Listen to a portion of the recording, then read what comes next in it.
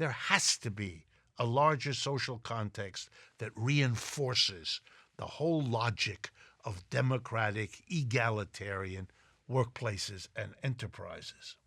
And the first step in that is to understand a role for, let's call it the government or the state or whatever you want to call it, something we agree to establish in our community to help our community deal with the reality that we have to figure out how to cope with unequal growth rates, unequal experiences in the workplace. One way to do that, very, very important, and perhaps in the larger scheme of things, the most important, at least at our phase of history. We have to finally understand that there has to be a separation between a job and an income on the one hand, and the decisions at a workplace on the other.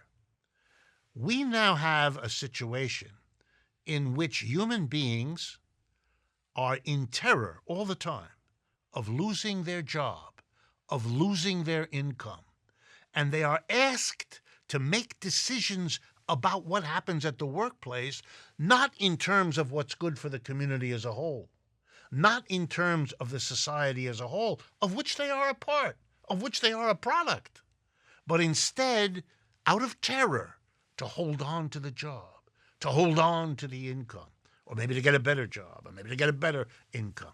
Suppose we handle that as follows.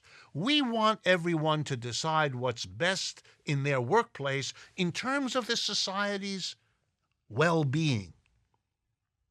And the way we're going to do that is we're going to say, a job is a human right.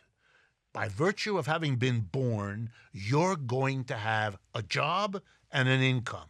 And if the particular job you have right now is not useful society-wise, we don't want it anymore, for whatever reason, we don't need that product, or we want to preserve nature, or whatever is our reasoning, if we decide a particular kind of work isn't needed to be done, that has no impact on your job and your income. We will find you another job, and we will maintain you with your income in the transition. And we'll work out ways of doing that. But you don't have to worry when you make a decision about a workplace based on your membership in the larger community that it's going to risk your job and your income. That is not necessary anymore. We have more than enough wealth and income to do that for everybody, and it would take our society an enormous step forward.